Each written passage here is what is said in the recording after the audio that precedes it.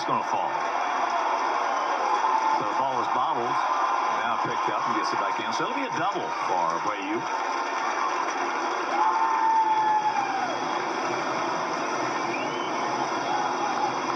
Just watching the way he hits is a pleasure for the fans of the Chicago White Sox. And if you appreciate a good young hitter getting better with each and every outing, you'll love to see Abreu play.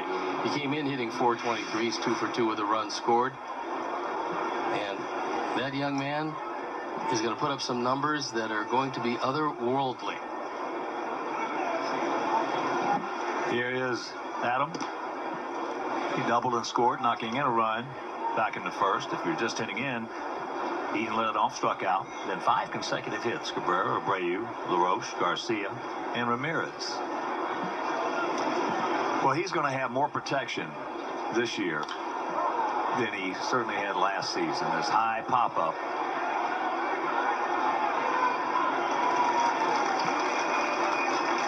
White Sox fans, are you ready for baseball? It's been an exciting offseason, and your White Sox can't wait for the regular season to start. Individual tickets are on sale now at whitesox.com. Tickets are also available at the box office, which is now open 7 days a week starting at 10 a.m. Lower level seats start at $20. Get your tickets today.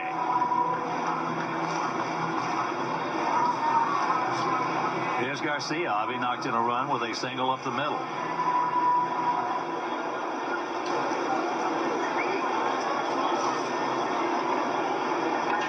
Outfield straight up, spread out. Now center fielder moves a few steps over to his left. Almora. Watch out. That's a good play even if you don't get the base runner for a couple of different reasons. Number one, all the advanced scouts see that you'll do it. Number two, for the base runner, maybe shortens up his secondary lead a step. If he knows that you're going to go behind him, he's going to be a little less aggressive on the next takeaway with the pitch. 1-1 to count. Obviously, Eel.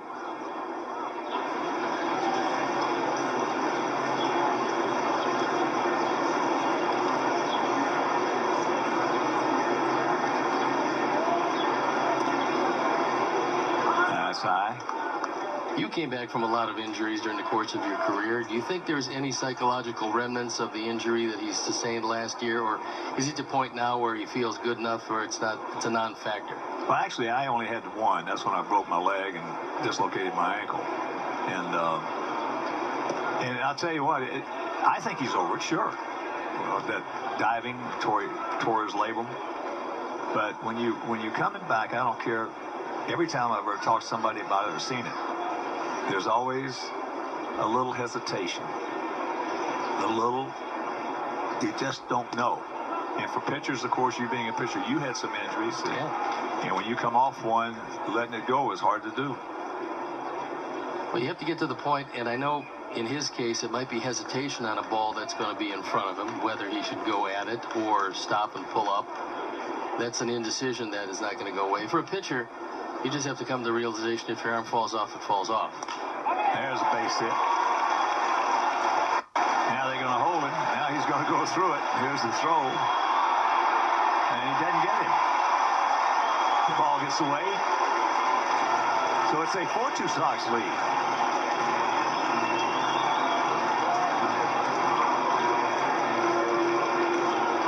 Not one of the things you'd like to see a whole lot of during the course of the season, but it worked in this case. That's a big wide turn by Abreu. The swipe tag isn't even close. You slide to the back of the plate. And that's one thing Vince Coleman told me about this team, and specifically Abreu. He will surprise some people with the way he can move. Well, he certainly surprised us with the way he could play first base last year. We heard he was not a good first baseman, and that was so far off the mark it was not even funny. Just his whole game was as impressive as it could possibly be. The way he went about it, his professionalism, and every aspect of the way he played.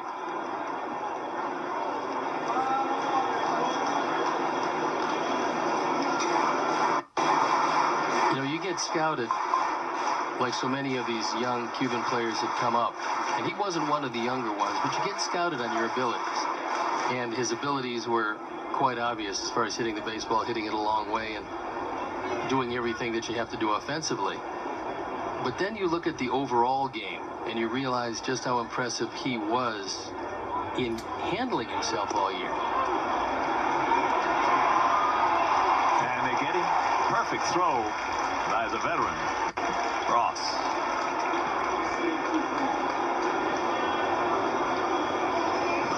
A lot of people think they got David Ross simply to catch John Lester. Not necessarily the case. It's a pretty good solid throw. He gets rid of it quickly. Doesn't have the strongest arm around, but if you've got a quick release, you're going to be able to gun down some base runners you otherwise wouldn't get. And of course, John Lester, the #1 starter, the man they gave $155 million to, is very comfortable pitching to David Ross. Well, when you make throws that perfect, all you got to do is catch it, and they're going to slide right into it. That's what happens. You don't have to tag them. And there's a base hit by Alexi, his second hit. He had an RBI single in the first.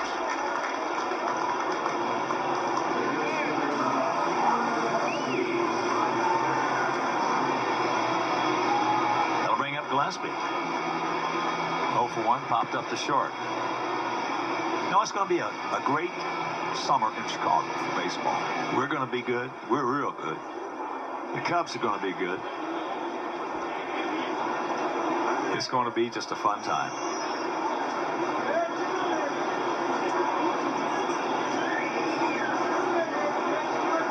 We would be remiss if we didn't talk about Chris Bryant, the youngster that's putting a whole lot of pressure on the Cub organization, but I believe he'd be better served to go down at least at the beginning of the year. He's had some shoulder tendonitis, not tendonitis, but tenderness.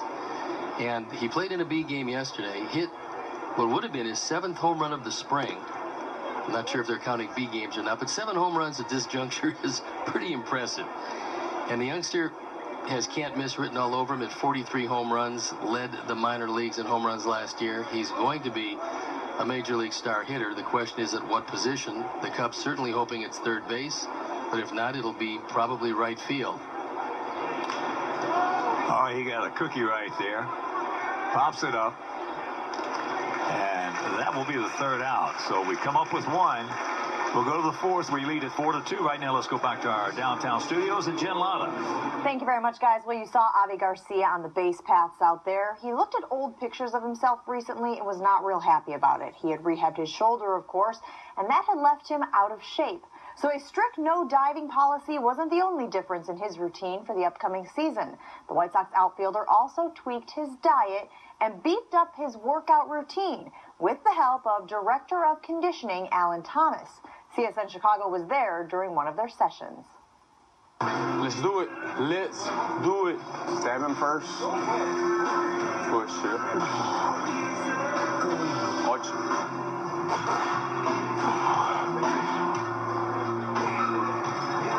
Try to get better every day and,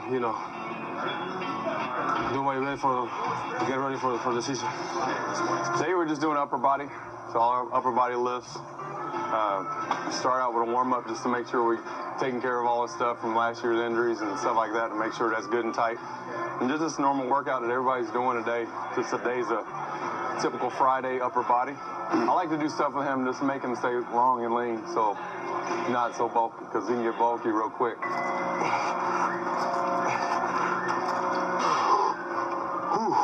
How hard is that? A lot, but it's okay. It's good for me, for my body. My leg doesn't hurt, so when I weigh too much, my knee, my hand get tight. But right now I feel great. I've been running a lot.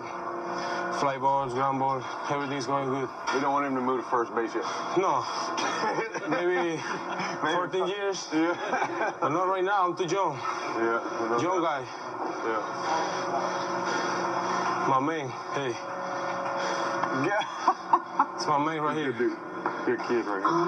My man.